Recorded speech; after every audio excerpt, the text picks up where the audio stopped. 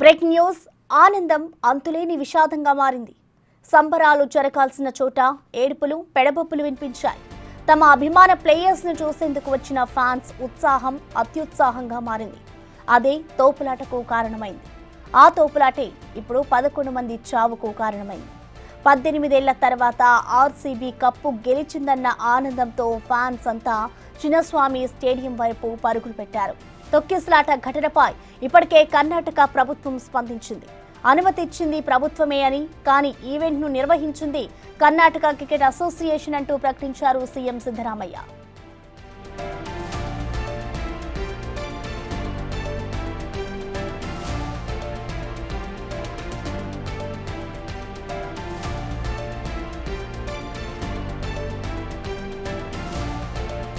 Event భద్రత కోసం 5,000 మంది పోలీసులను మోహరించామన్నారు సీఎం సిద్ధరామయ్య. అయితే ప్రమాద సమయంలో స్టేడియం వద్ద 2 నుంచి 3 లక్షల మంది వరకు ఫ్యాన్స్ ఉన్నారని తెలిపారు. ఈ సందర్భంగా తొక్కిసలాట ఘటనపై ఆయన విచిత్ర వ్యాఖ్యలు చేశారు. గతంలో కూడా తొక్కిసలాటలు జరిగాయని, మహాకుంభమేళాలో కూడా తొక్కిసలాట జరిగి 30 మంది చనిపోయారన్నారు.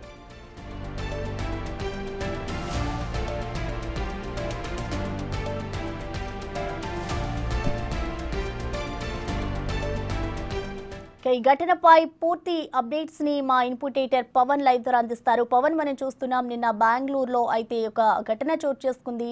అసలు ఈ ఘటనకి సంబంధించిన అప్డేట్స్ ఏ విధంగా ఉన్నాయి? అసలు ఎంతమంది దీంట్లో మరణించారు? ప్రస్తుతం గాయపడ్డ వారి పరిస్థితి ఎలా ఉంది?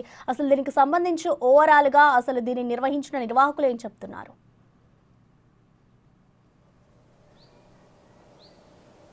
నిన్న బెంగళూరు చిన్నస్వామి స్టేడియం వద్ద జరిగిన ఘోర దుర్ఘటన పైన యావత్ దేశం నిర్హాంతపోయింది. వాస్తవానికి అటు ఆర్సీబీ 18 సంవత్సరాల తర్వాత చారిత్రాత్మక విజయాన్ని నమోదు చేసుకుంది. దాన్ని సెలబ్రేట్ చేసుకునేందుకు అక్కడ కర్ణాటక క్రికెట్ అసోసియేషన్ కావచ్చు, అట్లనే అక్కడ ప్రభుత్వం భారీ ఏర్పాట్లు చేసింది. అటు విధాన సౌధలో క్రీడాకారులందరికీ కూడా సన్మానం ఏర్పాటు చేసింది. అక్కడి నుంచి తర్వాత చిన్నస్వామి స్టేడియంలో అటు క్రికెట్ అసోసియేషన్ ఆధ్వర్యంలో అటు జరగాల్సి ఉంది. కానీ అంచనాలకు మించి భారీగా క్రీడాభిమానులు అక్కడికి చేరుకోవడంతో పోలీసులు నియంత్రించలేకపోయారు. దాంతో తొక్కిసలాట జరగడం, ఆ తొక్కిసలాటలో 11 మంది దుర్మరణం చెందారు. అక్కడ మహిళలు, చిన్నవాళ్లతో పాటు అనేక మంది దుర్మరణం చెందారు. జరిగిన ఘటన పైన అటు అందరూ కూడా తీవ్ర దిగ్భ్రాంతిని వ్యక్తం చేశారు.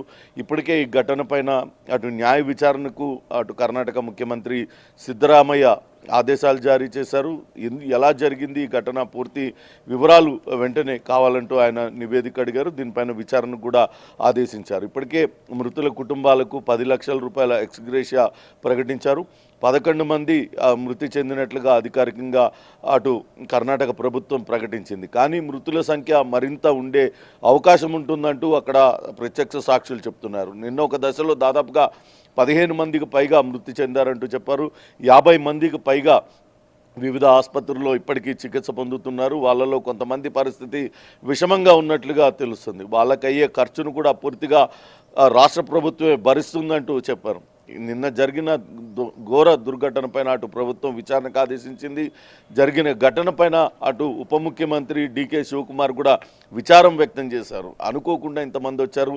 వాస్తవానికి చిన్నస్వామి స్టేడియంలో కేవలం 35,000 మంది కెపాసిటీ ఆ స్టేడియంది. కానీ అంచనాలకు మించి భారీగా అభిమానులు తరలి రావడం, అక్కడ 3 లక్షల మందికి పైగా ప్రజలు గుమిగూడడంతోనే ఈ తొక్కిసలాట జరిగినట్లుగా చెప్తున్నారు. వాస్తవానికి ఎయిర్పోర్ట్ నుంచి హెచ్ఏఎల్ నుంచి ఇక్కడికి ర్యాలీకి అనుమతించినట్లయితే ఆ దారి వెంట అభిమానులందరూ కూడా క్రీడాకారులను చూసేవాళ్ళు. అప్పుడు తొక్కిసలాట జరిగి ఉండేది కాదు. కానీ ఒకవేళ ర్యాలీకి అనుమతి ఇస్తే అక్కడ ఏమన్నా జరుగుతుందన్న ఉద్దేశంతోనే ర్యాలీకి అనుమతి ఇవ్వలేదు.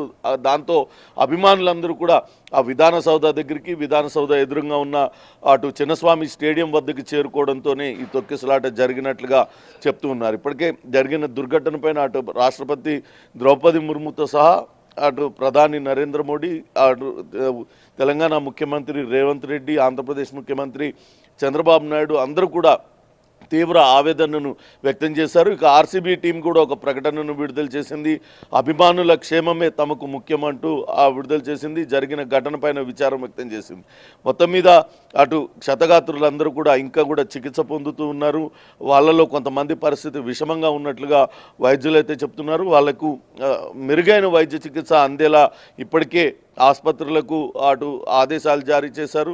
జరిగిన ఘటన పైన కూడా విచారణకు ఆదేశించిన నేపథ్యంలో ఈరోజు ఆ విచారణ కూడా ప్రారంభమయ్యే అవకాశం ఉంటుంది. ఎక్కడ తొక్కిసలాట మొదలైంది, ఎందుకు అక్కడ పోలీస్ సిబ్బంది తగినంతగా లేరు, దాదాపుగా 5,000 మందితో అక్కడ భద్రతా ఏర్పాట్లు చేసినప్పటికీ ఎక్కడ వైఫల్యం చెందారు అనే దానిపైన కూడా విచారణ ప్రారంభం కానుంది.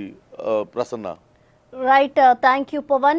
ప్రస్తుతం అయితే నిన్న బెంగళూరు చిన్నస్వామి స్టేడియంలో జరిగిన ఘటన తీవ్ర విషాదాన్ని నింపిందని చెప్పుకోవాలి.